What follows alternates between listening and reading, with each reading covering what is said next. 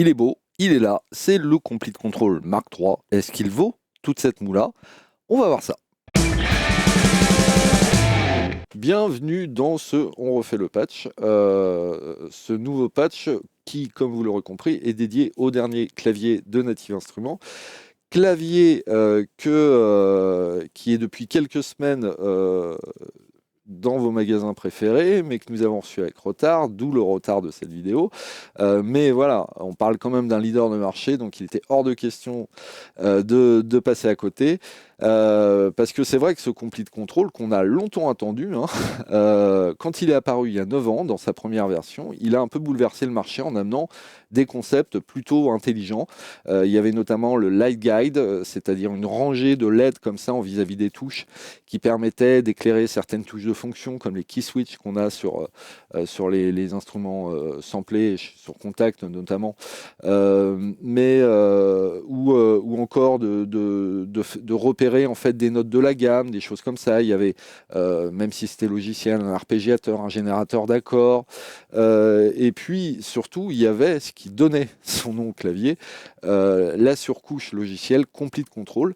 Complete Control, qui était quoi? Qui est une espèce de navigateur géant pour héberger tous vos plugins compatibles avec le format NKS, et vous permettre comme ça de naviguer dans les presets depuis votre clavier en entendant la pré-écoute de chaque son, de chaque preset, et puis en pouvant les charger comme ça, comme sur une bonne vieille workstation, et en ayant les contrôles en fait du clavier directement mappés, chose qu'avait essayé de faire de façon automatique Akai ou Novation encore avant, et c'était assez foireux, alors que là en fait, on le voit avec Native, c'est fait à la main par les éditeurs. Donc voilà, on se retrouve avec un truc assez quali.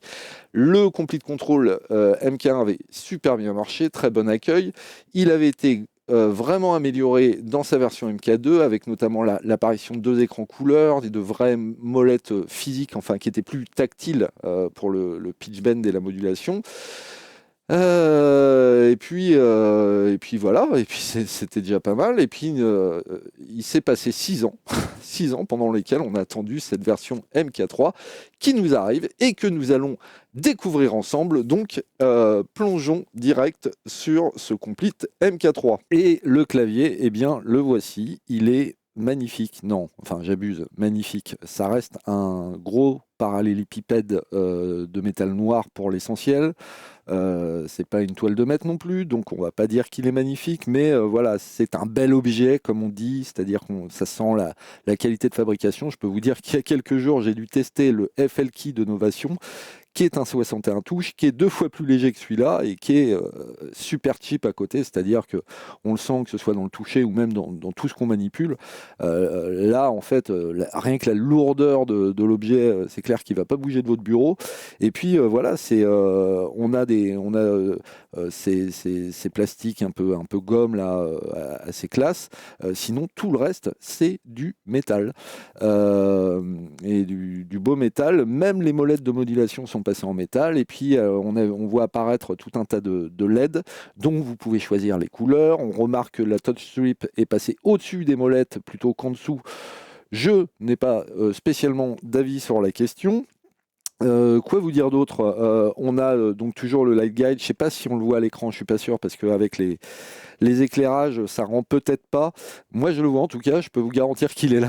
Vous savez, donc c'est ce système qui va vous éclairer d'une certaine couleur les touches de fonction, les key switch, comme ça, suivant les presets, ou qui va aussi vous indiquer, si vous utilisez l'utilitaire, par exemple, de contrainte de gamme de Complete Control, qui va vous indiquer les notes à jouer ou à pas jouer pour rester dans la gamme.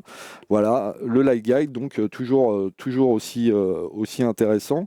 Et puis voilà, quoi vous dire d'autre? parle vite fait, on va pas s'étendre dessus, de la face arrière du clavier où il y a les connectiques, c'est exactement les mêmes que sur la version MK2, à une petite différence près, c'est qu'on est passé en USB-C. Donc ça, c'est pas plus mal que ce soit générique, mais la petite mauvaise nouvelle, c'est que autant le MK2, on le branchait avec un câble USB, et malgré ces deux écrans, il s'en sortait très bien pour s'auto-alimenter à partir d'un PC. Là, en tout cas, moi, mon PC, j'ai beau le brancher dessus, il m'a mis un beau message, genre, oui, et bah, il faut que tu branches le deuxième USB, que tu le mettes sur le secteur, enfin, sur le secteur, sur un adaptateur non fourni, mais type téléphone, ou là, moi, j'ai mis sur un hub qui est, lui, pour le coup, alimenté, et, enfin, qui est raccordé au secteur, donc pas de problème.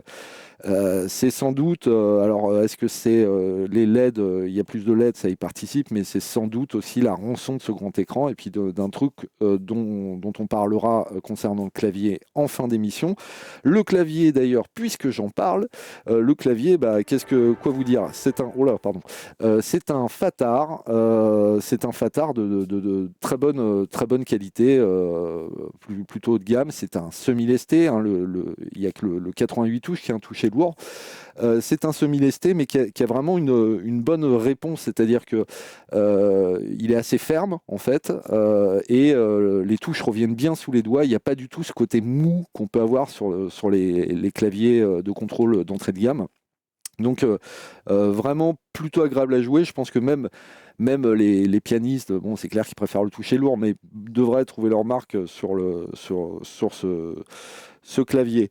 Voilà, l'autre impression aussi qui se dégage quand on vient d'ouvrir le truc, c'est que déjà le noir c'est salissant, mais c'est que on a une impression d'épure en fait qui se ressort du clavier, et en fait j'ai bien compté, on a nettement moins de boutons que sur la version MK2. On est passé de 40 boutons à 29 boutons, ça fait oui, plus de 25% de boutons en moins. Alors c'est pas forcément de mauvaise chose, hein, parce que c'est pas parce qu'il y a plus de boutons que c'est plus facile à utiliser un appareil. Ça dépend de comment l'ergonomie a été gaulée. Enfin, on va voir ça justement, et puis on va rentrer dans le vif du sujet, en commençant par la partie contrôle de la STAN, station de travail audio numérique, ou DAW comme disent les Anglais, ou séquenceur comme dit tout le monde habituellement. Voilà. Donc là, en fait, je vais vous lancer un projet là, sous Cubase pour que vous voyez. Voilà, vous voyez, là j'ai mes pistes. Je peux voilà, changer le volume de chacune d'elles. Et puis je peux, avec la touche Shift, en naviguant, monter à l'étage du dessus et gérer les panoramiques. Oh là là, c'est un peu fort, je vais baisser ça. Surtout que ça donne un côté très dramatique à ce que je dis, et il n'y a rien de grave dans ce que je dis. Voilà. Alors, tout ça pour vous dire, je vais même l'arrêter d'ailleurs, parce que ça ne sert plus à rien, c'était juste pour vous montrer les vumètres qui bougent. Et en sachant que là, vous avez à peu près tout vu, hein, de ce que ça permet de contrôler. Alors, quand je dis vous avez à peu près tout vu, c'est qu'il y a les touches de fonction là, notamment. Vous pouvez lancer la lecture, mettre en boucle, lancer l'enregistrement, déclencher le métronome, faire une douridou, lancer la quantisation. Très bien. Comme chez tout le monde, j'ai envie de vous dire. Et sinon, ça s'arrête là, en fait. Alors, il y a une meilleure intégration de machines et d'Ableton Live, mais sur un truc comme Cubase, hein, ou Studio One, que moi j'utilise. J'allais dire, ça s'arrête là, en sachant que les potards comme ça, enfin les encodeurs, c'est pas hyper pratique pour gérer des volumes, déjà parce que ce qui est bien quand on a des sliders, c'est qu'on peut monter le volume de 3 pistes à la fois en servant de plusieurs de ses doigts, et bah, parfois on a à faire ça. Par exemple, quand on a 3 pistes, par exemple pour un kick ou une basse, vous avez la basse en DI, la basse en saturé que vous avez passé dans une pédale de disto, et puis la basse reprise par l'ampli. Voilà, c'est comme ça que vous avez sculpté le son de votre basse. Bah, du coup, quand vous voulez monter les trois, alors oui, je sais, on peut faire des sous-groupes, on peut utiliser des faders VCR, soit, mais c'est pas l'esprit. Ce que je voulais juste dire, c'est que en fait, ça, c'est pas très pas très intuitif, et surtout que, vous voyez, si je devais monter le volume de ces deux pistes, bah, mes mains en fait s'entrechoquent. Enfin, c'est très compliqué de monter le volume de deux pistes conjointes sur ce clavier. Ou alors si, il faut faire comme ça, je sais pas.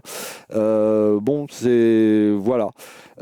Tout ça pour dire, j'en profite que parce que là, pour l'instant, on a, on a plutôt vu le bon côté des choses, que la première grosse déception, c'est que, il n'y a pas, comme moi je le souhaitais, on n'est pas passé au tactile, parce que moi je trouvais ça mieux pour des raisons que je vous expliquerai plus tard, mais voilà, pour avoir une expérience plus riche. Admettons qu'on ne soit pas passé au tactile, mais beaucoup de gens souhaitaient des pads, les pads ne sont pas là, beaucoup de gens souhaitaient des sliders, les sliders ne sont pas là, et on n'a même pas plus que 8 encodeurs, alors que plein d'autres boutons ont disparu. Voilà. On va passer à la suite avec ce qui est quand même le plus intéressant sur ce clavier, c'est le fameux complete control. Donc c'est le clavier est capable de dialoguer avec le logiciel Complete Control, qui lui renferme tous vos presets, tous les mappings et tout pour chacun d'entre eux. Et vous voyez, on navigue comme ça. Alors on peut utiliser des attributs. On ne peut pas faire de la recherche par exclusion d'attributs, hein, toujours pas. Mais on peut naviguer par attributs, croiser comme ça. Et ça va réduire la liste. Et vous voyez, en fait, dans la liste, normalement, hop, voilà, quand on descend la liste, eh ben, on a un aperçu audio à chaque fois, et ça c'est quand même vachement bien, parce que on le voit par exemple dans un truc comme Falcon, hein, j'allais dire, quand le truc s'appelle, je sais pas, Morning Star, ou je sais pas, Joli Cœur, ou ce que vous voulez, le preset, ça nous dit rien sur ce que c'est, et c'est quand même vachement bien de pouvoir se faire une idée de ce que c'est avant même de le charger. Donc ça, c'est le point fort du clavier, en sachant qu'une fois que vous avez repéré le truc qui vous plaît, voilà, pouf, on va prendre, ouais, tiens, celui-là il me plaît, voilà. Alors, et là, on passe dans le côté plugin, le côté instrument. Alors, comme vous le constatez, pas grand changement, enfin, comme le constatent ceux qui connaissent la version MK2, pas de grand changement du côté de l'écran. C'est-à-dire, on a un grand écran, certes, mais il sert surtout à afficher un grand papier peint, et c'est comme ça pour tous les presets. C'est-à-dire qu'on a ce truc très joli qui a été fait par un graphiste, grand bien lui fasse, hein. On est très content pour lui, mais c'est pas... Native n'en a pas profité pour afficher plus d'infos, pour nous permettre de voir plus de choses, de visualiser le signal ou je sais pas quoi. Non, non, on reste toujours sur une bête reproduction des contrôles. Alors même si c'est très bien, parce que le fait que ce soit directement mappé, on sait où sont les touches de fonction sur le clavier et tout, voilà, on peut faire des choses vraiment très bien. Hop, là je vais monter les effets, et puis là vous voyez, ah attendez, bah, je suis bête, je vous ai même pas mis, en fait ce serait bien que je vous le mette à l'écran quand même si c'est en tout petit en haut à droite, pour que vous voyez quand même plus le clavier. Mais voilà, on peut contrôler comme ça. Alors moi, ce pourquoi je regrette qu'il n'y ait pas du tactile à la base, hein, j'y avais pensé dès la version MK1, hein, c'est que en fait, ce qu'on voudrait, c'est l'interface du plugin et interagir avec elle en fait, parce que souvent ces interfaces sont très bien, et que là, en gros, ça se résume à quelques paramètres. Après, il faut se balader sur des pages et des pages pour avoir le reste. Voilà. Et alors,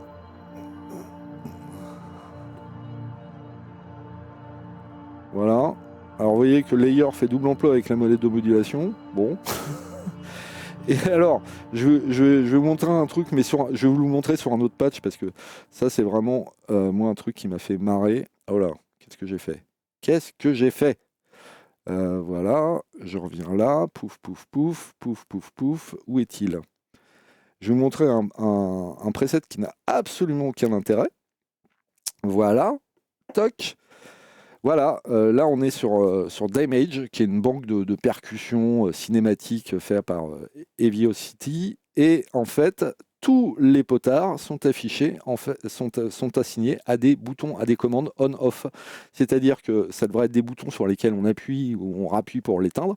Et en fait, non, il faut tourner à droite pour l'allumer et il faut tourner à gauche pour l'éteindre. Et ce qui, pour moi, en fait, est un peu un fail parce que c'est juste plus compliqué que ça devrait l'être. Et c'est plus compliqué dans un sens qu'à la souris.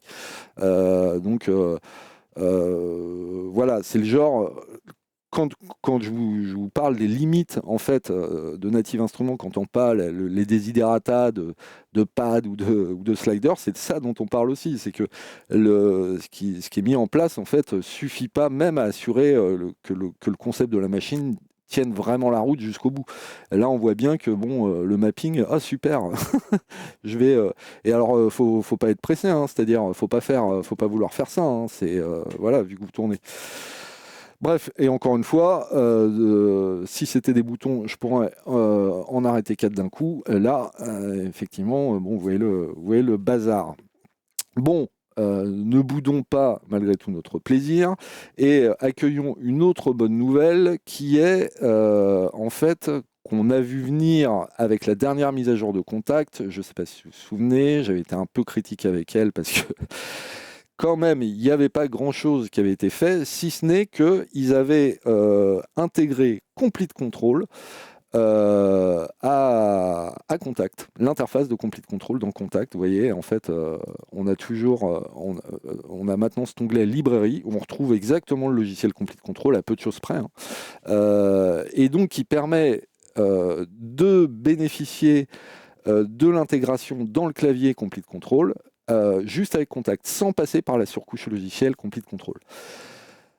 L'intérêt que ça a, c'est que c'est plus direct et c'est mieux sur un projet. C'est-à-dire quand vous avez 30 instruments virtuels et que les 30 s'appellent Complete Control, c'est peut-être mieux que certains s'appellent Contact pour savoir ce qui est en dessous. Même si vous ne savez pas, pour le coup, ce qui est ouvert sous Contact. Bon, l'intérêt, c'est celui-là. En sachant qu'au niveau consommation des ressources, je ne sais pas, vu qu'ils ont mis Complete Control dans Contact, est-ce que c'est très différent? J'en sais rien. On perd en tout cas à l'occasion les capacités de séquence, de contraintes de gamme de Complete Control à cette occasion-là. Il faut savoir en fait que ça ne marche que pour Contact pour l'instant. Alors j'ai cru comprendre que Native préparait la même chose pour Reactor, mais pour l'heure, ce n'est pas le cas. Donc on attend, et puis parce qu'on sait que les développements peuvent être longs chez Native. Et puis j'ai pas entendu parler de tierces parties qui intégreraient cette interface dans leur plugin. Enfin, je serais curieux de voir ça quand même. Mais bon, c'est bien en tout cas pour les utilisateurs de Contact, c'est plus direct a priori, même si moi je vous cache pas que j'ai eu des bugs, hein, c'est-à-dire j'ai des librairies qui sont reconnues par Complete Control et qui ne sont pas comme par Contact, c'est-à-dire qu'elles s'affichent ou elles s'affichent pas suivant c'est l'un ou l'autre, c'est assez zarbe. Voilà. Je crois que je vous ai à peu près dit tout ce que j'avais à vous dire et on va passer à la plus grosse nouveauté de cette version. Attention, ta ta ta ta ta ta ta ta ta. Elle concerne le clavier. Et alors, elle est invisible, mais ce clavier, il faut savoir que maintenant, il gère l'Aftertouch en polyphonie. Oh là là, qu'est-ce que c'est l'Aftertouch? Alors, petit rappel à l'égard de ceux qui ne connaissent pas. L'aftertouch, en fait, c'est quand vous enfoncez une touche, la rapidité avec laquelle vous l'enfoncez, c'est ce qu'on appelle la vélocité. Le plus souvent, c'est ce qui va définir le volume de votre note. C'est-à-dire, si vous appuyez fort, le geste est rapide et donc on envoie une note forte. Mais une fois que vous avez appuyé, il ne se passe rien sur la plupart des claviers. Et un clavier qui gère l'aftertouch, en fait, il gère le fait que quand votre doigt a appuyé à fond, il peut continuer d'exercer une pression et en fonction de cette pression, il va envoyer un contrôle continu MIDI pour piloter n'importe quel paramètre. Ça peut être un LFO, ça peut être un filtre, ça peut être une distorsion, un trémolo, ce que vous voulez, quoi. Enfin, ce que le concepteur en fait de l'instrument a imaginé. Et donc le Complete Control le gère maintenant en polyphonie, c'est-à-dire que sur chaque note, vous pouvez exercer une pression différente Parce qu'il y a des claviers qui le gèrent de manière globale. Mais là, chaque note en fait dispose de ses propres capteurs. Donc en gros, ça veut dire vous plaquez un accord de Do. Vous pouvez très bien ne pas appuyer sur le Do et appuyer plus sur le Mi, et puis appuyer par intermittence sur le Sol, et puis après changer sur le Do. Ce que ça va vous permettre, écoutez, je vais vous faire plus, on va dire, une petite démonstration, pouf, pouf, pouf,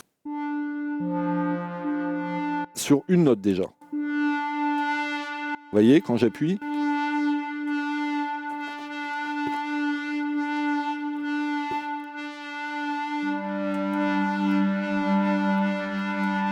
c'est-à-dire, si j'appuyais pas, j'aurais ça. Et là,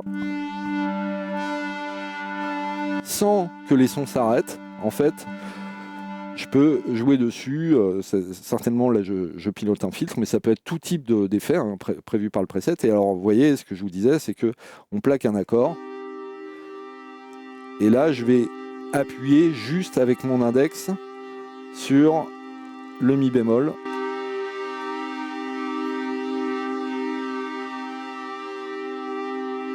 Et puis, relâcher des pressions sur le sol. Alors, il faut dire que je ne suis pas pianiste, hein, je suis guitariste. Vous l'aurez compris, mais ça veut dire quoi? Ça veut dire que, si j'ai peut-être une musculature de guitariste, je ne suis pas bodybuildé comme un pianiste. Et en fait, pour exercer cette pression et l'exercer avec précision, c'est-à-dire être capable de mettre de la pression juste sur un doigt et pas sur les autres, c'est plus un truc, je pense, de pianiste. En tout cas, il y a un coup à prendre, hein, parce que être capable sur un do comme ça de se dire ah oui, c'est même si je vais chercher un do 7 et tout, à se dire ah oui, il y a que mon annulaire qui va mettre de la pression et pas mon auriculaire ni mon majeur. C'est pas si évident que ça à réussir, donc voilà, c'est vraiment un truc plus pour les pianistes. Mais bon, c'est très cool, on va pas se plaindre, c'est-à-dire c'est une façon de rendre le jeu plus expressif, qu'il se passe plus de trucs. La seule remarque qu'on aura quand même, c'est que au cours de ces 6 ans, il s'en est passé des choses. Il y a Rolly qui a exploré le MPE avec ses 6 boards, et puis ils sont pas les seuls, parce que il y a Push qui s'est mis au MPE, où on peut faire du glide d'accords maintenant, des vibratos, des choses comme ça. Et puis surtout, vous avez vu le synthé Osmose des Français d'Expressivi, dont on espère qu'il va devenir aussi un clavier de contrôle, parce que alors là, je me jetterai dessus, enfin si mon banquier me le permet. Mais tout ça pour vous dire que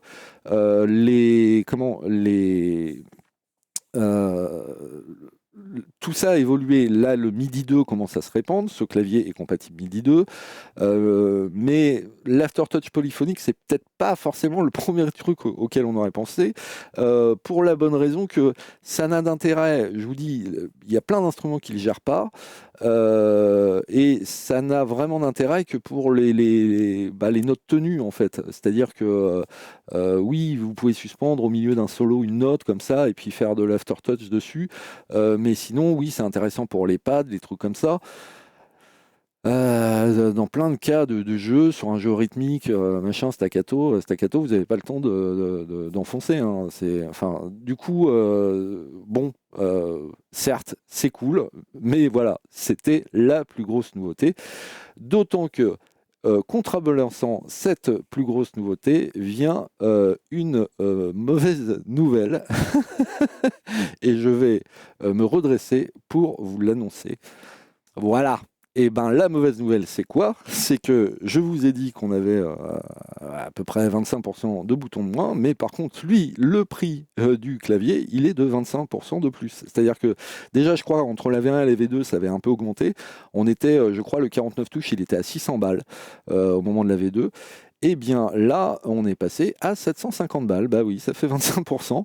Et bah, ça pique un peu parce que ça pique. Alors ça pique parce que c'est la récession en ce moment, que bah, tout le monde est en galère. Hein. Alors j'imagine, peut-être natifs comme les autres, c'est peut-être pour ça qu'ils augmentent leur prix. C'est très possible. J'aurais posé des questions là-dessus. Je n'ai pas eu de retour. J'aurais demandé s'ils avaient des problèmes avec la le contexte géopolitique, environnemental. On sait que pour le transport, par exemple, comme pour certains composants, il y a des marques qui galèrent pour diverses raisons à l'heure actuelle à fabriquer leurs produits. Donc j'aurais demandé si c'était le cas. Je n'ai pas eu de réponse. En tout cas, quoi qu'il en soit, ce clavier nous arrive 6 ans après, avec bien peu quand même de nouveautés. Oui, c'est une refonte. Est-ce que c'est mieux? Non, oui, le grand écran, en fait, on se rend compte qu'il n'est pas exploité. Alors peut-être qu'ils en feront quelque chose de mieux plus tard, hein. Pour l'instant, en tout cas, ça change pas la vie. Voilà, il y a ce truc. Alors, si vraiment ça vous pourrissait d'avoir le touch strip sous les molettes, bon, bah oui, vous serez peut-être motivé par ça. Et puis, vous êtes peut-être un monomaniaque de l'aftertouch polyphonique. Dans ce cas-là, n'hésitez pas à monter un club qui se réunira les mercredis soirs. Mais voilà, après, c'est un MK2++, quoi. Et qui est beaucoup plus cher, quand même. D'où le problème de savoir à qui s'adresse cette machine. Et là, bah, c'est pas évident parce que moi j'ai l'impression que les possesseurs du MK2, à moins, je vous dis vraiment d'être très intéressés par l'aftertouch polyphonique, bah, continueront d'utiliser leur MK2. Ils n'ont pas intérêt à upgrader. En fait, il n'y a pas de gros avantages. Alors si ce truc là, par exemple, d'utiliser Contact directement dans la machine, visiblement ça passerait par un petit pros qui est à l'intérieur, et donc les gens qui ont le MK2 en seront privés. Ouais. Bon, soit. La question donc se pose par contre pour les autres, ceux qui veulent soit qui avaient un petit clavier, un petit 25 touches ou un petit truc pas cher et qui veulent monter en gamme, ou ceux qui veulent s'acheter un premier clavier vraiment cool et tout pour faire de la musique. Quoi vous dire? Est-ce que ce clavier, ce MK3, est mieux que le MK2? Oui, il est mieux. Il fait de l'aftertouch polyphonique en plus, donc il est mieux. Et il n'y a pas de raison de le déconseiller fortement. Par contre, voilà, il faut savoir que voilà, c'est pas le clavier idéal. Pour contrôler un séquenceur, il y a largement mieux sur le marché, parce que voilà, il nous manque, je le redis, il nous manque des sliders, il nous manque des pads, il nous manque plus de boutons, plus d'encodeurs, de potards, j'en sais rien. Mais voilà, le FL Key pour FL Studio, c'est 1000 fois mieux que ça pour piloter FL Studio. Donc du coup, si vous achetez un clavier de contrôle dans cette optique-là, oubliez. Maintenant, voilà, on sent que chez Native, de toute façon, on pousse depuis des années maintenant deux gammes, c'est-à-dire il y a machine avec le beatmaking d'un côté, et puis de l'autre, il y a les compositeurs de son à l'image, machin, avec plein de banques orchestrales. Et tout ça me fait dire que ça devient un peu le clavier de Contact. Et si vous êtes un gros utilisateur de Contact, si vous êtes de ce profil-là, c'est-à-dire le mec qui fait du son à l'image avec les banques Spitfire, ceux qui font Berlin Orchestra, comment ils s'appellent? Ça m'échappe. C'est pas Westwood. Orchestra Tools, pardon.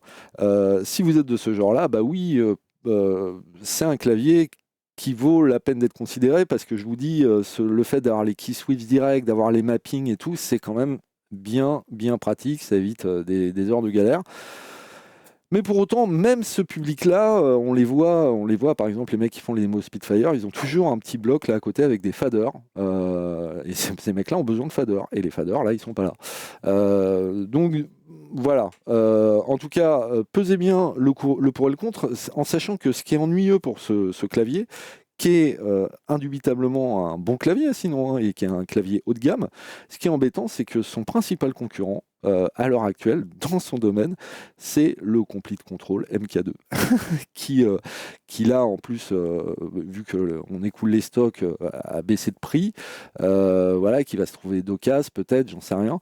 Et du coup, c'est vraiment son pire ennemi, parce qu'il n'a pas grand-chose de plus à proposer, en fait.